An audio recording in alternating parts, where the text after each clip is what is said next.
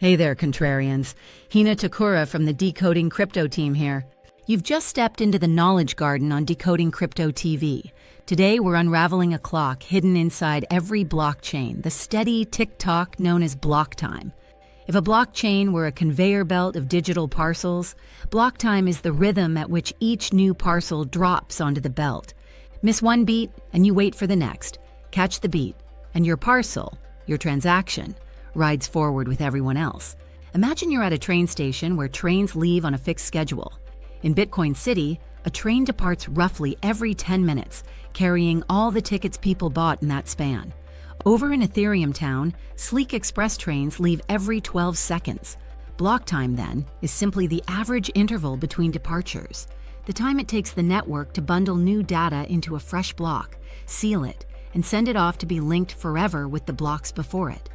Shorter block times mean more trains, quicker ticket validation, and lots of bustle. Longer block times mean fewer trains, but each one carries a hefty load and gives conductors more room to double-check that no ticket is forged. How does the schedule stay on track?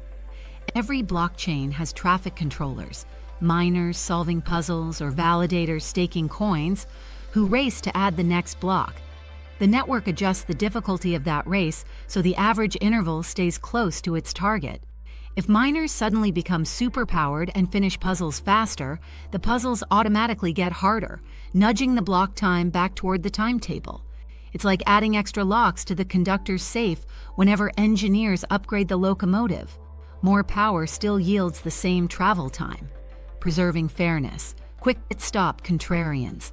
If this journey is making sense and you're curious about everything that's still ahead, tap that like button, smash subscribe, and ring the bell so you never miss another stroll through our crypto garden. Your support keeps these trains running on time.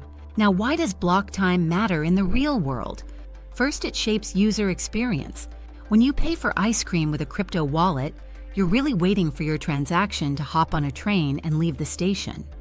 Bitcoin's leisurely schedule can feel like watching paint dry at the counter, while Solana's super-fast cadence might clear your payment before the scoop melts. Second, block time influences security. A slower pace lets more eyes inspect each block, making it harder for bad actors to sneak tampered tickets on board. Faster block times offer convenience, but open the door to accidental forks, two trains heading in opposite directions until the network agrees which is the real ride. Designers juggle these trade-offs like chefs balancing flavor and nutrition, tweaking block time alongside other ingredients such as block size, consensus rules, and finality gadgets. Developers have come up with clever shortcuts too. Layer 2 speedways bundle many microtransactions, then settle the summary onto the main chain's slower trains. Some protocols add checkpoints, so even if trains leave every few seconds, a heavyweight inspector stamps the route every few minutes, blending agility with sturdiness. The result is an ever-evolving transit system where block time sets the background beat, but new rhythms and remixes keep the music fresh. And that, my fellow contrarians, is block time in a nutshell. The heartbeat of a blockchain, pulsing out minutes or seconds that decide how fast your digital life moves and how secure it feels. Tell me in the comments which project you'd like me to decode next. Maybe a lightning-fast Layer 2 or a protocol promising instant finality.